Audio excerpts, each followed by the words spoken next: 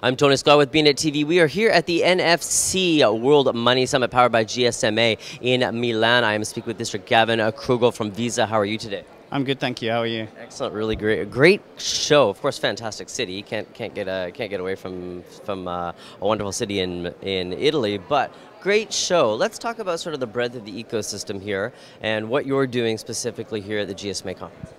I think Visa today announced the results of some consumer research that we've done across 6 countries in emerging markets. We undertook to do the study with around 2,500 participants in the ecosystem, including merchants and agents and consumers.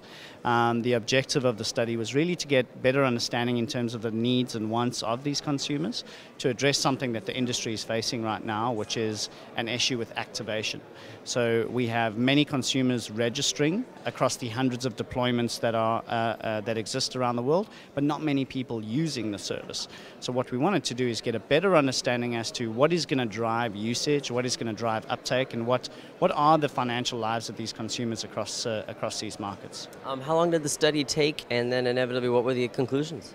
So the study's taken us about 6 months. We did both quantitative and qualitative analysis of these emerging markets, and the conclusions were quite astounding. So while we're looking at unbanked consumers in these markets, they are quite sophisticated in their financial service needs. Even though they don't have access to formal payments or formal banking, they are able to articulate what their payments needs are, articulate what their financial service needs are, and clearly understand the difference that mobile money will make to their lives.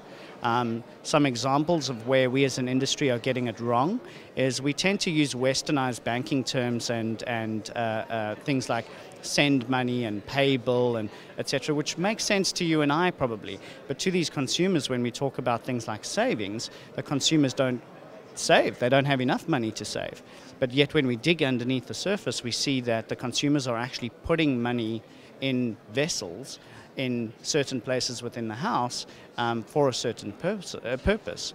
So a woman in Indonesia, as an example, would have a jar which is the healthcare money, and she knows how much money is in that jar. And then she'd have a separate container like a biscuit tin, and that would be the savings for a rainy day money. But they don't see it as savings, they don't see it as wealth accumulation. So how we need to change some of the vernacular that we use in markets by saying things like, instead of come and get your savings product, it's come and get your ability to store money for a reason, or store cash for a reason, like healthcare or rainy day or school fees, etc.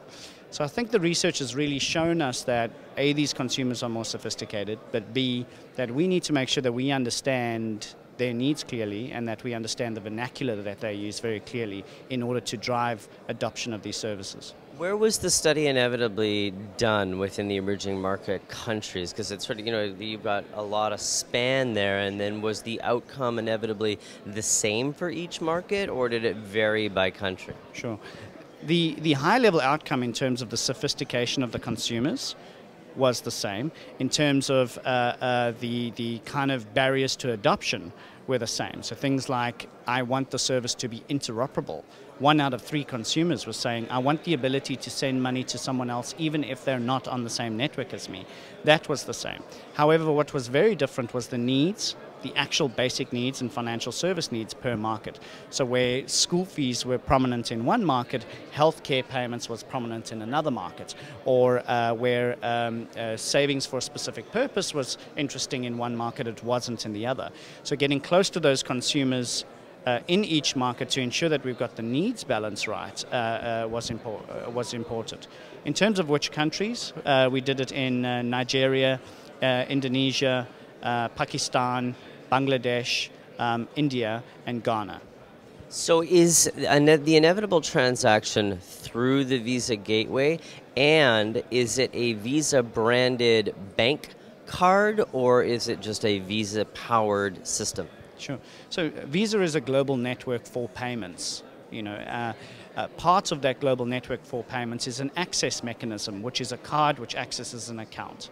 Now, just like you can have a plastic card to access account, you can equally have a mobile phone to access account, or your e-commerce internet to access the account. But the underlying driver is this network of payments. Mobile money, as we know it today, is hundreds of closed-loop deployments. Closed loop meaning that they're not interoperable, they're not in the open payment system, etc., and it's accounts in closed ecosystem. What Visa has done with its acquisition of Fundamo is it's developed a product called Visa Mobile Prepaid, which will sit on top of these closed-loop payment systems and facilitate interoperability with them. So you will now be able to send money cross schemes, so cross services, mobile money services, thanks to Visa. You will now be able to, as a mobile money subscriber, use the Visa network, such as the ATM network, the point of sale network, and that's whether or not you have a card. However, if you as a mobile money subscriber that is now connected into Visa want a companion plastic, we will facilitate the issuance of that companion plastic to you.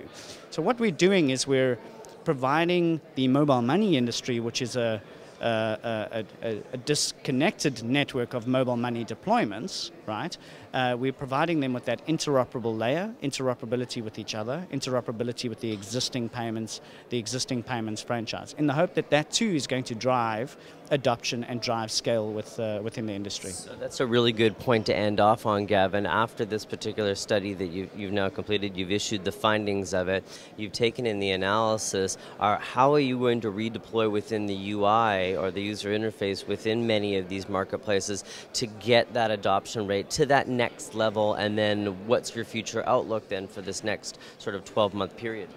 So I think what we will do with the research is go back to our clients within these markets, show them the research, and help them adapt their businesses to meet the consumer's needs, including the UI, including promotional activities, etc., and including adjusting the service offering.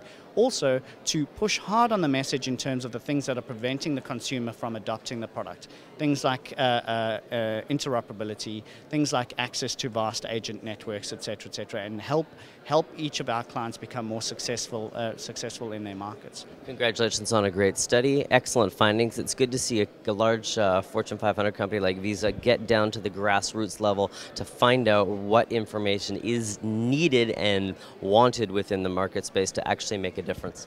Absolutely, and thank you very much for your time. I've been speaking with Gavin Krugel here at the GSMA NFC Mobile Money Summit for Visa. I am Tony Sklar with bnetTV.